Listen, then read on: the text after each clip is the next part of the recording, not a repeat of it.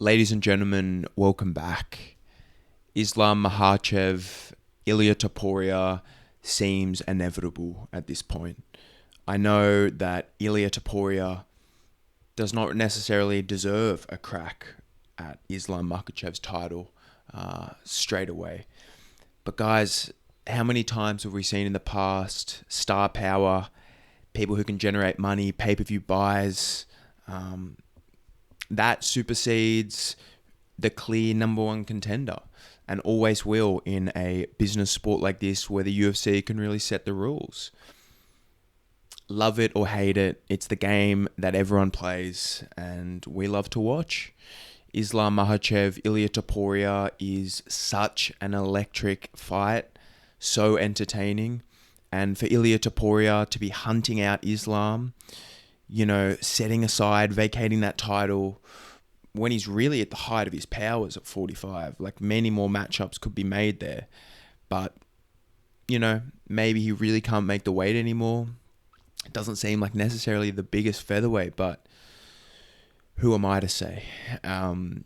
Regardless, for him to be hunting out Islam, going straight for that number one pound for pound fighter, trying to add even more greatness to his name and legacy by hunting a fighter out like that it's really special. It just goes to show you the mentality of a champion like Ilia Topuria.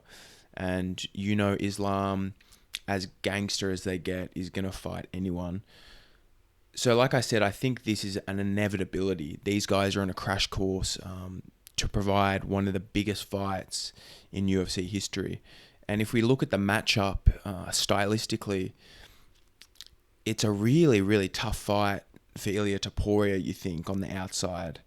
But don't get me wrong, that pocket boxing, the power that we know he carries up to 155, it's a very, very dangerous fight for Islam. Like, if Islam cannot control the grappling in that contest, he's in for a really, really tough night. But Ilia Topuria, I wonder if really moving up to lightweight for good, stacking some more weight on that frame, I wonder if he could match the strength there of Islam, because we've heard stories of Islam's strength and you see it when he fights. Like, not only has he got some of the most superb, tight, killer technique on the ground, but like, he is so strong.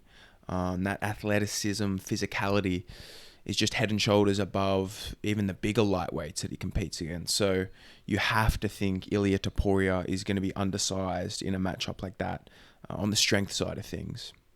Ilia Topuria, someone who is very, very good on the ground himself, a very seasoned black belt in jiu-jitsu. It's what really got him started in the game of MMA, racked up a lot of submissions to start the career, and now has just fallen in love with the hands. He's one of the most clean type boxers, especially in the pocket in MMA, like, has really, really revitalized the boxing style in MMA. Him and a few other guys, like that catch and counter, beautiful head movement in the pocket, his power and just how tight he throws everything. It's absolutely a dangerous matchup for Islam. Like, Topuria has, like I said, really, really nasty hands, but he's also well-rounded enough, I think, like someone like Volkanovski, just to be able to hang with Islam on the ground. Now, Volkanovski is a bit of a strength freak himself. He was able to show a level of comfortability on the ground with Islam that no one else has, making him work and even ending up in the top position at times. So, Volkanovski and Ilia, very different styles. But Ilia, I think, with how well-rounded he is, may potentially be able to just hang in there on the ground long enough to reverse the positions, get it back to the feet, where I think he's going to be very dangerous. But guys, how many times have we overlooked Islam? Like, his striking is getting really, really nice.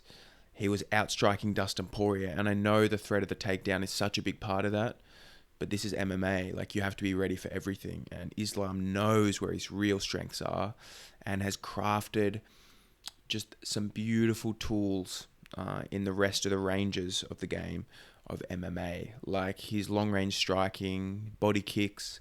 He's a really good southpaw striker now. Crafty, sneaky with it.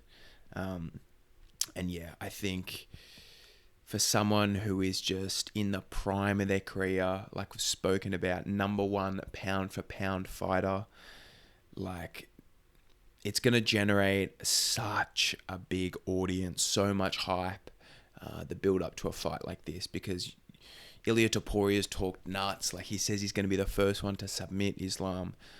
Someone with so much self-belief, self-confidence. We've doubted him before as well. He said he was going to knock out Volkanovski. He said he was going to knock out Max Holloway, be the first one to do that. And look what he does. So, like I said, this is going to garner a lot of attention. And I think so much anticipation already. The fight's not even confirmed, but I'm sure you guys are with me that this is, if not the biggest fight in the UFC you could make, it's the top 3. We're splitting hairs at that point. Let me know what you guys think, not only about the matchup stylistically, but just Ilia Topuria moving up to lightweight in general and where he fits in Achilles' row, man. Like featherweight, lightweight, 2 of the most competitive divisions. If he's able to go up there, secure a second belt, he's going to go down as one of the greatest fighters of all time. Ilia Topuria is sneakily building an incredible legacy. And if he's able to go up and secure a second belt, like I said, in those 2 real competitive weight classes, this is what we love about the sport. 2 titans at the height of their powers. Thank you guys so much for tuning in. If you could like, comment, subscribe, I would really, really appreciate that.